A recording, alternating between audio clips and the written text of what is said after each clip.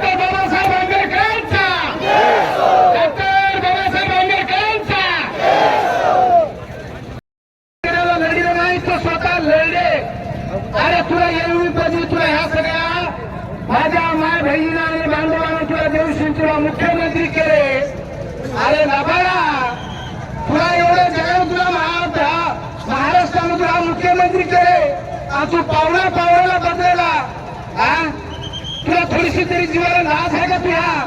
मला हे तुला सर्व शेतकरी बांधवांच्या वतीने सांगायचे.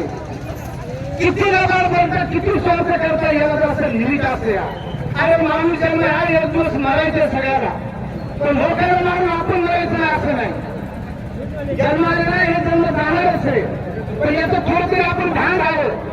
अरे भया मासा तू म्हणला आता मी तुझं शेतकऱ्याचं कर्ज माफ करतो. तू कुठं गेलो? तू पर्सनल लोकांना उत्तर द्यायला मतदानाला पुरतं तुला माफ करायचं होतं का? तुला लाडक्या बहिणीला पगार द्यायची होती. तुला काय द्यायचे काय? सगळे पांगवले पांगून काढून तुला बघा बहिणीला तुला सख्या बहिणीचा सावतर बहिणी तुझ्या डोळ्यानं तुला संस्कृत जगायचं पाहिलं असेल. तुला आता तुम्ही म्हणायचं मला काय राहिलं नाही. तुला मुख्यमंत्री आम्ही सगळ्या जगाने केले. तू काय बापाच्या पिंडातून मुख्यमंत्री होऊन आलेला नव्हतास. तुला मुख्यमंत्री तुला जगाला केले. तू स्वतः बापाच्या पुढ्यात होऊन मुख्यमंत्री आलेला नव्हतास. मग तुला एवढा नाच काय करायचा? तुला खुर्चीवर बसला मुख्यमंत्री म्हणून महाराष्ट्रातून तुला सगळं हे पाहण्यासाठी. तू महाराष्ट्राच्या शेतकऱ्यावर तूच म्हणता की महाराष्ट्राचा शेतकरी हा जगाचा पोशिंदा आहे. पण तू जगाच्या पोशिंदावर तू बळा लायचा का? काय पाहिलं? तू कसं मागण्या करायला तू आमच्यावर? हे चुकून म्हणतो तुम्हाला मी शेतकऱ्याला अंगावर पडायची सूर्य देतो, काम लागले की तुम्हाला गंगावर देतो, चंद्र देतो. अरे लबाडा किती लबाड होता तू? थोडं तरी भानावले आणि ह्या जगाच्या पोशिंदाकडे तू काय आणि काय हाल झाली. आणि माझ्या बहिणीला काय विचार केला? काय माझ्या बहिणीचे तुम्ही अंगावरले कपडे उतरले. या दैता प्रोजेक्शन मला सांगायचे सर, हे सर्व तुम्ही पण शेतकऱ्याचेच लेखा. असं काय कोण आवरातून पडेल नाही माय बापू. पण तुम्ही काय एवढा आमचा रांगा करा? आज आमच्या आंबे टाकलीमध्ये 8 दिवस झाले तुमची पोलीसची रांग लागली. काय गुन्हा केला का तुमचा? आम्ही तुमच्या सगळं आमचं नातं काय? अरे आमच्या चुरी फेकल्या आंबे टाकलीच्या गाव जेव्हा खासदार साहेबांचा आमच्या मान्य संधी उठत झालो, बंडू साहेबांचा आम्हाला काल फोन आला तेव्हा रात्री आमच्या चुरी फेकल्या की तुमची आजची मोजणी आणि आज केली आहे म्हणून रात्री आमच्या आंबे टाकीच्या चुरी फेकल्या. अरे जरा सर जीवाला लाज फडणीस. आज तू चुरी बंद करतो, एकूण नाही म्हणून पगार देतोस. तू हा कुठला कायदा आहे?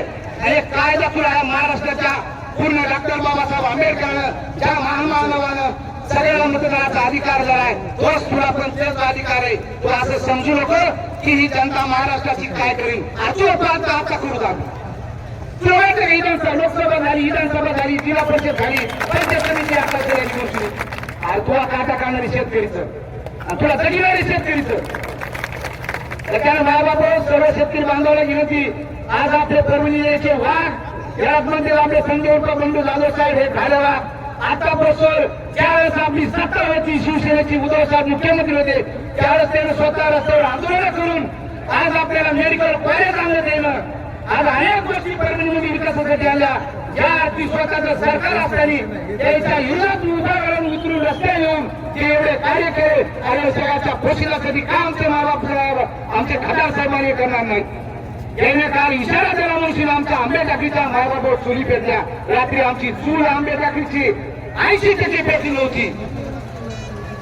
एवढा अन्याय तुमचा कशावर आमच्यावर? आम्ही गुन्हा काय केले शेतकऱ्यांनी? येतो ते आम्हाला तुमच्यावर आम्हाला नोटीस द्या, नाही तर तुम्हाला मदत टाकू. काय तुमच्या बापाची उत्तर होतील का आम्ही आम्हाला मदत टाकायला?